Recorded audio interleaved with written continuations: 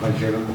Good. I just worry about Caelan, more about what he's like off the pitch, and obviously what you may have learned from him as a player as well. Very different positions, but still as an inspiration or whatever, but also a bit about him off the pitch. Yeah, he's a great fella, very popular amongst the squad. It's funny, like I've obviously watched him from not quite my primary school days, but early secondary school days, and remember him exploding onto the scene and changing what it was to be a prop. He was so dynamic. Some of his carries back then, we were actually watching some of his highlights during the week from his debut against Australia, funny enough, in Croke Park. But some of his carries so explosive, like stepping backs, his skill set, and his longevity has been unbelievable.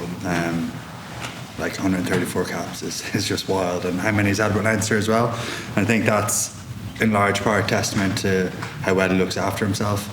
I had the pleasure of rooming with him in Ireland for about 4 years, and he's up to all sorts of tricks in terms of his recovery.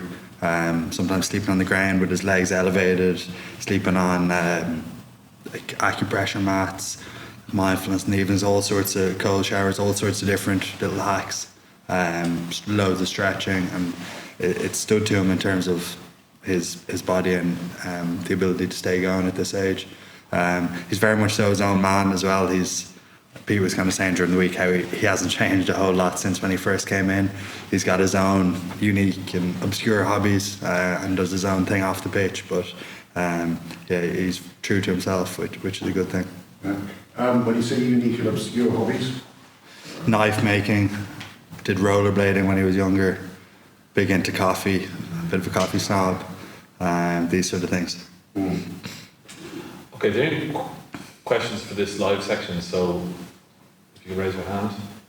Yeah, actually, just Caelan, you had your jerseys presented by Ali Campbell last night. Can you just tell us a bit about that?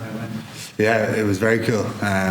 Obviously, given the week, it's one in celebrating the history of Irish rugby, so it's a special week in celebrating that, and he's obviously been a key figure and had a pretty big role in the history of Irish rugby with the 1982 Five Nations back then, his part in the Triple Crown, I think it was, wasn't it?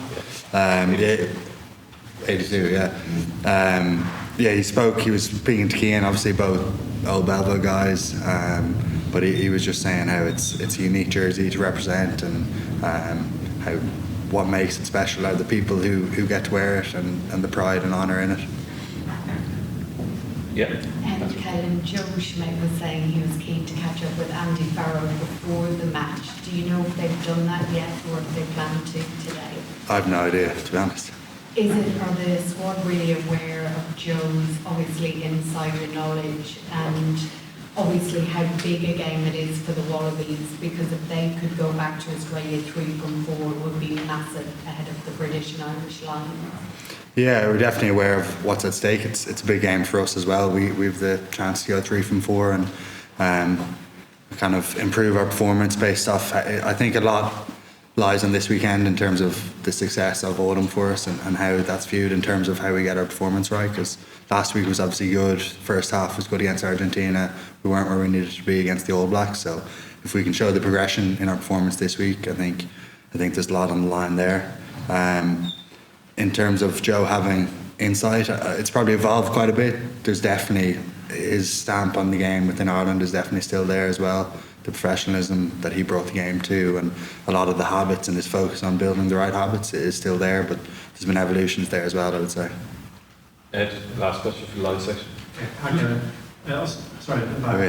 Australia obviously disappointing World Cup last year, and they've changed coach since. What have you made of them this year and this month, and how big a test is this? Yeah, I think it's been a pretty steady growth. You saw through the Rugby Championship definitely improvements in how they were playing from the start. And then in the autumn, like against England and Wales in particular, they were very impressive. You can see they're very passionate about their attack. You can see Joe's stamp on the game in terms of their sort of trick plays in their first 2-3 phases, and coming up with different unique plays around that to break down defences. So we're going to have to be on high alert there. But no, they've definitely improved a ton this season, and yeah, we're ready for a big challenge. It's obviously Andy's last match tomorrow before he leaves for the Lions.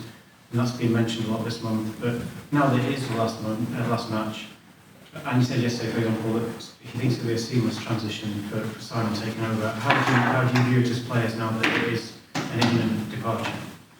I haven't thought too much about it, to be honest with you. Definitely have a lot of faith in the other coaches as well. Like Faz is unbelievable, and when you've got such a big figure leaving, you kind of think there would be a void, but it does tend to happen. I know from the likes of Sexton and Earlsey leaving, it kind of gets filled. Of course, you miss them, but the void gets filled by other people stepping up and the load being spread across the group a little bit more. So I'm not sure how it's going to work, but there's definitely a lot of trust in the other guys as well.